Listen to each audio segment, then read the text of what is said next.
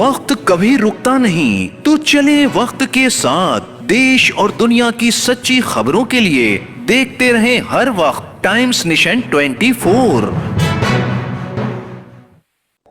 हिंदुस्तान की सूरत हाल पे यूं तो यूं तबसरा होता रहता है, लेकिन लखनऊ में आज खास मौका था। आदाब, नमस्ते, सलाम। मेरा नाम अतर काजमी और आप देख रहे हैं टाइम्स नेशन 24।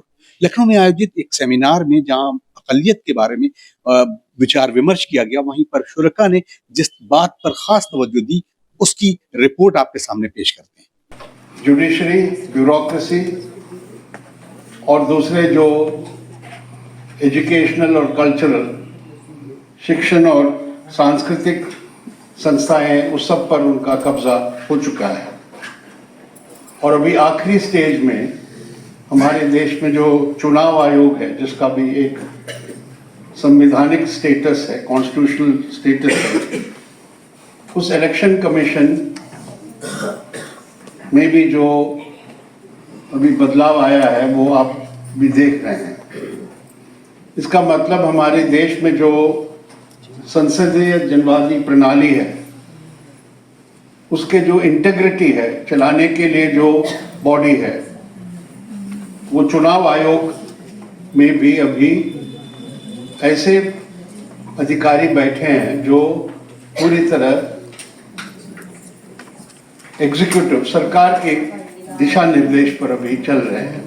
हिंदुस्तान में आज की सियासत, चैलेंजेस और हमारी जिम्मेदारियों के विषय पर एक सेमिनार का आयोजन किया गया, जिसमें सिविल सोसाइटी के अफराद और जिम्मेदार शहरियों ने भाग लिया। इस सेमिनार में हिंदुस्तान की मौजूदा सूरत हाल पर अपने अपने विचार रखते हुए वक्ताओं ने धर्म के नाम पर सियासत को बढ़ावा देने पर गहरी चिंता व्यक्त करते हुए अल्पसंख्यक वर्ग को निशाना बनाने की कड़े शब्दों में निंदा करते हुए आलोचना की। इस सेमिनार में एनआरसी, सीए, वक्फ अमेंडमेंट बिल और एसआईआर के नाम पर एक वर्ग को मुसलसल निशाना बनाने पर कड़ी आपत्ति भी जताई। साथ ही बरसरे इक्तिदार सियासी जमात के जरिए सरकारी एजेंसियों पर कब्जा करने और उन्हें अपने फायदे के लिए इस्तेमाल करने पर गहरी चिंता और आपत्ति जताई। आज हमारे देश में एकाधिकार का राज है और उसका मुकाबला करने के लिए लोकतांत्रिक और सेक्युलर और वामपंथी पार्टियों को किस तरह रणनीति बनाना है, उसके बारे में बोलूँगा। ये सच है कि आज बहुत ही कठिन स्थितियों से हम गुजर रहे हैं और ऐसी स्थितियाँ शायद हमारी जो हज़ारों साल की सभ्यता और तहजीब है, इसके पहले मुझे इतिहास में नहीं याद आती कभी रही हो। लेकिन मुझे पूरा यकीन है अपनी इस ज़मीन पर, ये सरज़मीं बहुत ही नायाब है, बेमिसाल है और इसने बहुतों को अपने आप में जज्ब किया है। तो मुझे पूरा भरोसा है इससे हम आगे बढ़ेंगे और ज़रूर हमारे देश में एक बार फिर करुणा, इंसानियत की जो तहजीब है वो आगे बढ़ेगी। और ये मेरा यकीन है और ये आप देख रहे हैं यहाँ पे जितने संजीदा लोग हैं। आज अगर ज़रूरी नहीं है तो कब होगा? हालात इतने ख़राब हैं कि अगर आज नहीं उठाएंगे तो कभी नहीं उठा पाएंगे। और ये बात सही है कि निशाने पर माइनॉरिटीज़ हैं और जो भी उनके साथ हो रहा है वो बिल्कुल इलीगल है, कॉन्स्टिट्यूशन के ख़िलाफ़ है, हमारे देश की रवायत के ख़िलाफ़ है, हमारे देश का जो कॉन्सेंसस है उसके ख़िलाफ़ है। लेकिन सिर्फ माइनॉरिटीज़ का ही मसला यहाँ पर नहीं है, ये हमें समझना चाहिए। देश में सभ्यता नाम की जो भी चीज़ थी, देश में की अपनी जो पहचान एक थी, बहुलता यानी प्लूरैलिटी, देश जाना ही इसी बात में जाता था कि यहाँ बहुरंगी कल्चर है। और मैं आपको याद दिलाऊं कि जब आज़ादी मिल रही थी हमें, तो उस समय एक नहीं दर्जनों विदेशी विशेषज्ञों ने ये कहा था कि हिंदुस्तान में, भारतवर्ष में डेमोक्रेसी चल ही नहीं पाएगी, चंद सालों में ही यहाँ पर डेमोक्रेसी ख़त्म होके फिर या तो फासिज्म आ जाएगा या राजशाही आ जाएगी। क्योंकि उनका तर्क ये था कि यहाँ पर इतनी विविध तरह के धर्म और संस्कृतियाँ हैं कि वो एक साथ रह ही नहीं सकते हैं। आज के हालात तो हम सब लोग देख रहे हैं कि ऐसे हालात पहले कभी नहीं थे।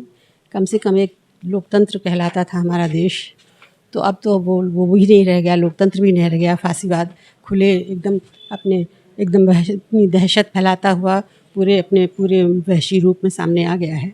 और अब हम लोग के सामने उम्मीद की किरणें बहुत कम दिख रही हैं, क्योंकि वोट चोरी का जो मसला है वो बहुत तगड़ा मसला हो गया है। तो इन सारी चीज़ों पे हम लोग को बहुत गहराई से सोचना है और बहुत सक्रिय होकर काम करना है। और इसलिए हम समझते हैं कि जो हम लोग का दायित्व तो बहुत बढ़ गया है कि एक तो जागरूकता फैलाना, चुनाव में सब पार्टिसिपेट करें और हम लोग ये देखें कि किसी भी तरह से ये वोट चोरी ना हो सके, किसी भी तरह से नफ़रत ना फैलाई जा सके, और ये जो हम लोग का मताधिकार से वंचित करने की चीज़ें हैं तो ये ना हो पाए। ये नहीं, बहुत मुश्किल समय है और हमारी बदकिस्मती के ऐसी दौर में हमें भी होना था, लेकिन जो है तो उसका मुकाबला करना होगा। और ये दौर लगातार, ये हमारे इतिहास में बल्कि दुनिया के इतिहास में बार बार ये दौर आया है, और हमारा तो ये यकीन है कि जब वो दिन नहीं रहे तो ये दिन भी नहीं रहेंगे, और अल्टीमेटली अच्छे दिन आएंगे ज़रूर। आपने ठीक कहा, ये अभी बहुत मुश्किल दौर है, और ख़ास तौर पर लगातार जो इंटेंसिटी है, जो इसकी जो तीव्रता है, इसकी तुर्शी है, वो बढ़ती जा रही है लगातार। ये बहुत ज़्यादा चिंता की बात है। अभी तक हमें लग रहा था कि जो माइनॉरिटीज़ हैं उनको दोयम दर्जे का नागरिक बनाने की कोशिश हो रही है। अभी तो हमें लग रहा है उनकी नागरिकता पर ही सवाल उठाने की कोशिश हो रही है कि वो वोट चोरी, SIR, इससे पहले हम CAA और NRC से निकल कर के आए, और अब देखिए उससे भी ज़्यादा, उसको भी एक तरह से समझिए कि अमल में लाना शुरू कर दिया है इन लोगों ने। इस तरह से माहौल बना दिया गया है, और एक तरह का अनडिक्लेयर्ड इमरजेंसी जिस तरह से है कि लोग बाहर निकल के बोल नहीं रहे हैं, बहुत से लोग आ नहीं रहे हैं। मेरे पास सैकड़ों इस तरह के केसेस हैं कि जो आपके पॉपुलर जो पोर्टल्स हैं या जो व्हाट्सएप ग्रुप्स हैं जो अच्छा काम कर रहे हैं, उनको कोई डोनेशन देना चाहता है तो कहते हैं साहब आप दे दीजिए हमारी बिहाफ के ऊपर, हम नहीं देना चाहेंगे। इन हालात में हिम्मत का काम तो है बहरहाल कि हम लोग ये कर रहे हैं, ये काम कभी भी ये ख़तरा लेके कर रहे हैं कि कभी भी आप कैंसिल कर सकते हैं उसको, कुछ भी कर सकते हैं उसको। लेकिन यहाँ मैं आपसे इत्तेफाक नहीं करता किसी को, बल्कि और ज़्यादा रेलिवेंस अब तो है इन हालात में, तो रेलिवेंस उसकी बढ़ जाती है। और ये तो हम सब देख रहे हैं कि डेमोक्रेसी के नाम पर जिस तरह से मेजॉरिटेरियनिज्म को बढ़ाया जा रहा है, उसकी सबसे बड़ी शिकार तो ज़ाहिर है कि माइनॉरिटीज़ ही होनी है, उसकी तो वही हो रही हैं उसकी। इस अवसर पर वक्ताओं ने अमन पसंद जनता से इस सूरत हाल से निपटने के लिए अपनी अपनी जिम्मेदारियां निभाने पर भी खासा जोर दिया। इस रिपोर्ट के जरिए आपने देखा कि इस वक्त सूरत हाल जो भी है वहाँ पर मुसलमानों की खास तौर से उनकी इक्तिसादी सूरत हाल और बेदारी जो है वो पॉलिटिकल बेदारी को कैसे आम किया जाए, इस पर खास तवज्जो देने की जरूरत है। अतर काज़मी की खास रिपोर्ट, टाइम्स नेशन 24, लखनऊ।